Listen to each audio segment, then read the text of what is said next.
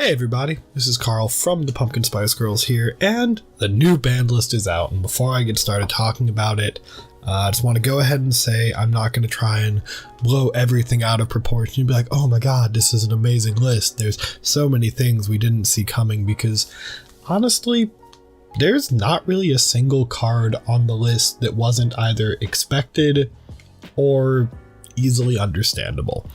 So I'm just going to kind of go through this quickly and talk about it. First off, we have 5 new forbidden cards. Those are Blackwing Steam the Cloak, Destrudo the Lost Dragon's Frisian, Glow Up Bulb, Lunalight Tiger, and Spiral Master Plan.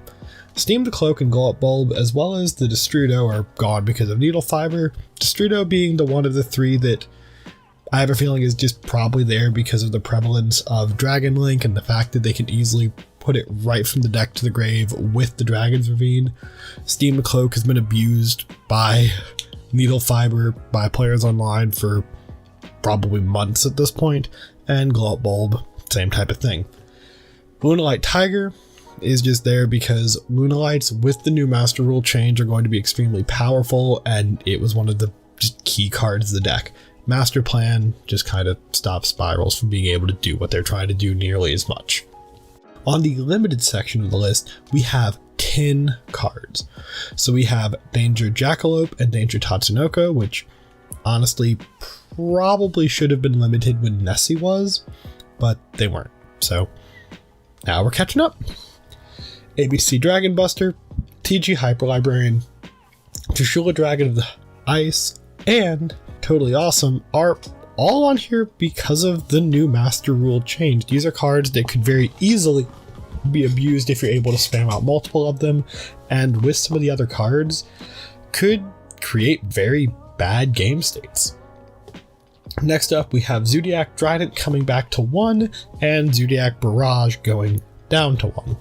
This, while not being 100% something people were expecting, is kind of understandable. The Barrage going to 1, I kind of figured was going to happen just because we've been seeing Zodiacs doing some weird things with that Link 4, I believe, the big one that's basically a Cleafort Towers because of its effect.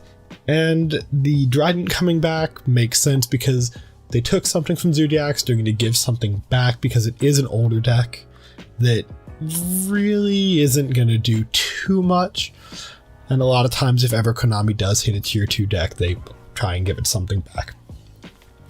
Last 2 cards to get hit the 1 are Instant Fusion and Mind Control. Yeah, but both of these are cards that pretty much everyone should have seen coming.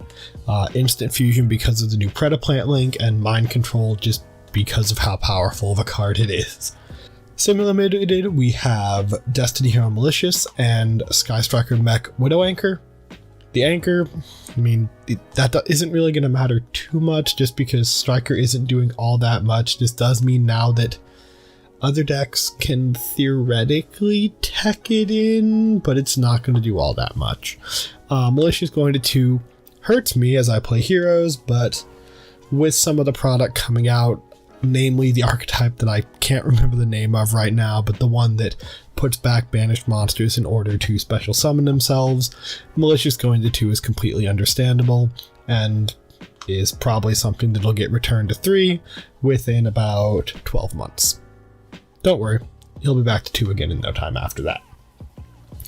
Now going to the Unlimited, we have 4 cards being Deep Sea Diva, Necroface, Spiral Gear Drone, and Pot of Avarice.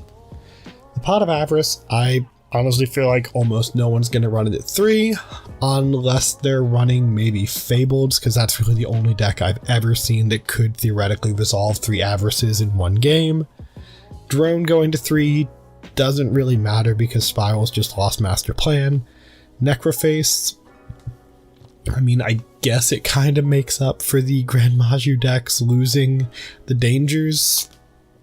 I don't really think Necroface is going to see too much play, and Deep Sea Diva is there to sell product because there is that whole Deep Sea Diva archetype coming up, and that's the whole list. Like I said, I wasn't going to try and blow anything out of proportion because I honestly feel as if a lot of these hits were things that were either expected or completely understandable based off of how Konami works, because all of these band lists, as the very bottom line, do serve to sell product. And, you know, if you disagree with any of my views on any of these cards and feel as if some of these cards were way out of left field as far as getting hit, feel free to leave a comment down below. And that's pretty much it. So this has been Carl from the Pumpkin Spice Girls, and I'll see y'all next time.